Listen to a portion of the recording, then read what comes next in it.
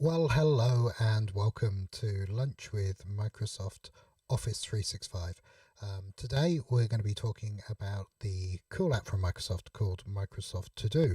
So today is an interesting session when we're talking about Microsoft To Do, having a look at what it does, having a play with it, and having a think about all things Microsoft To Do-y.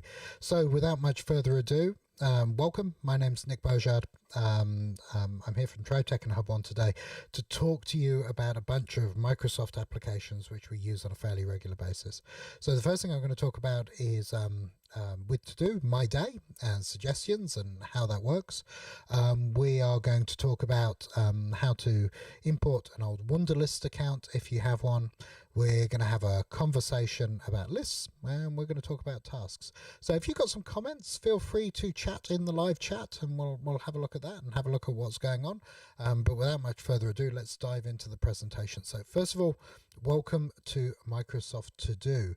Microsoft To Do is all about having a simple and intelligent to-do list, allowing you to manage all your tasks in a single place, organize your work, and it integrates seamlessly with Outlook tasks. In fact, interestingly enough, Microsoft To Do comes from Outlook tasks. It has apps for iOS and Android and Windows and Mac, and so you can install this really cool application, set up lists on your PC, set up lists on your Mac, go out, do shopping, do all sorts of things, and have them on your device, which is really cool.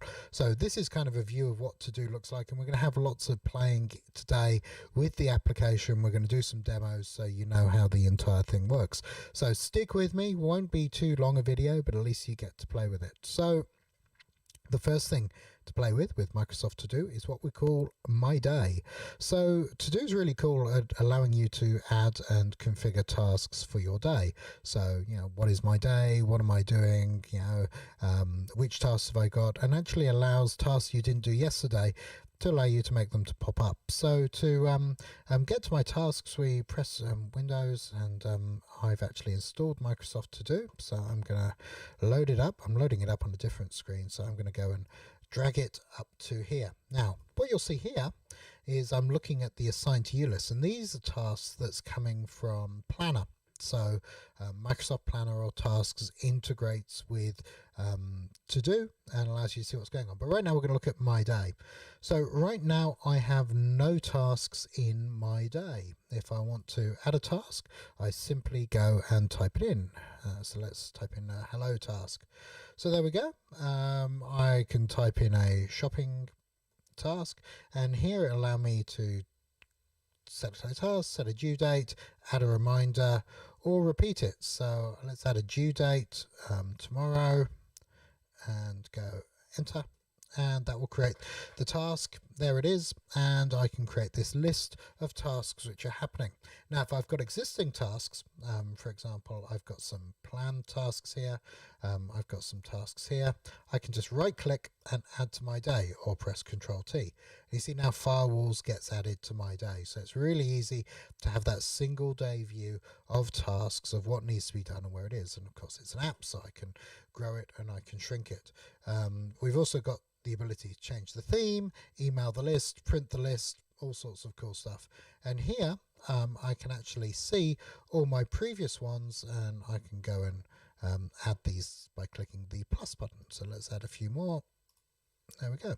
So those all get added to my day. So really simple way to add items to my day without really breaking a sweat and making it work. So nice and simple. Now, for those of you who are used to using Wunderlist, and I know that was a fairly popular application, you can actually import your Wunderlist account. And the way you do that is you go into To Do. I've got myself up here. I can go to Settings, and I can import from Wunderlist here. Now, I'm not a Wunderlist sort of guy, but this is how you go and import by clicking there. So certainly if you're using Wunderlist, which I know has been deprecated now, you can do that. Now, let's create some lists. So as well as having the list it gives you in Microsoft To Do, we can actually create as many lists as we want. And we do that by going down here and creating a new list. So let's create a list. I'm going to call it shopping. Okay, for want of an example. So here's shopping, and I can add tasks into it: milk, bread, bad spelling, and that just adds to that tasks. Right, so here's my list. Now what I can do with the list is I can actually go up here and share it with people. So I can create invitations to allow people to join and edit a list, which is really cool and funky. So what I can do once the sharing menu opens is select create invitation link, copy the link, paste the sharing link in my favorite email or messenger app, and off it goes to my collaborators. Obviously I can change the look and feel of my lists to make them however I want, and again print, email and pin to start, and I can rename it. So that's how I go and create lists.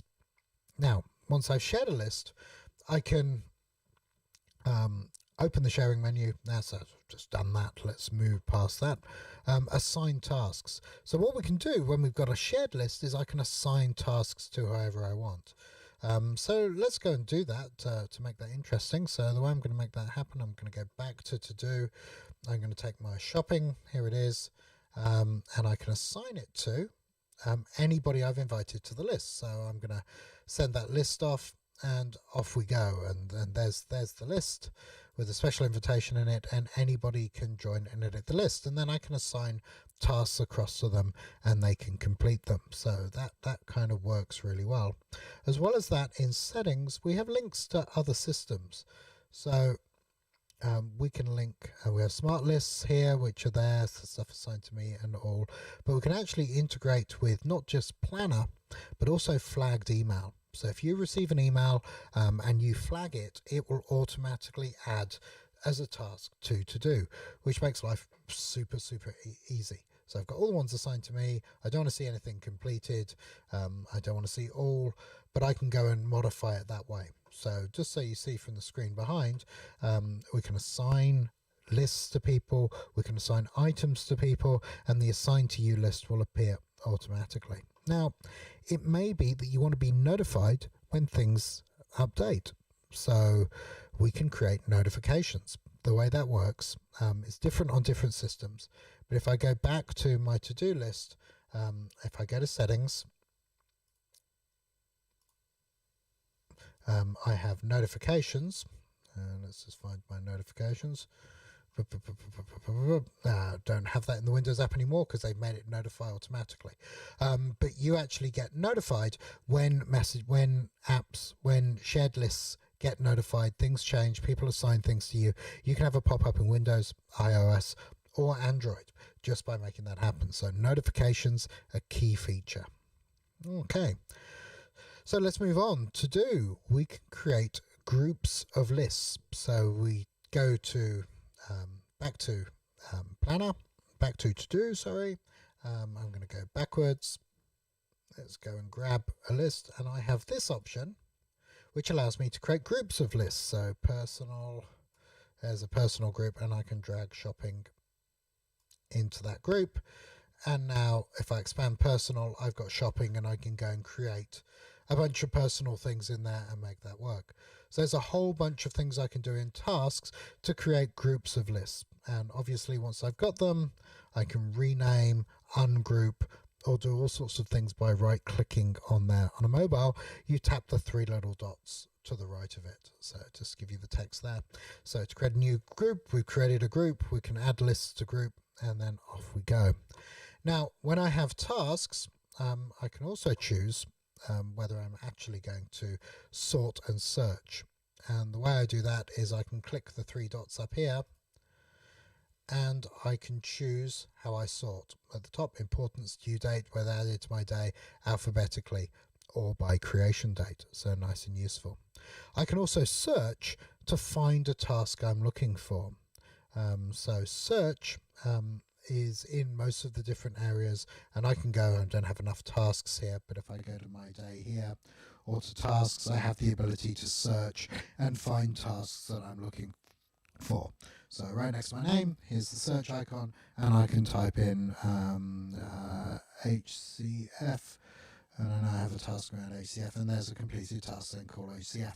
So all of those things work really well for me to see all of my tasks. So a whole bunch of things in there, which is nice and useful. So sort and search, a key feature.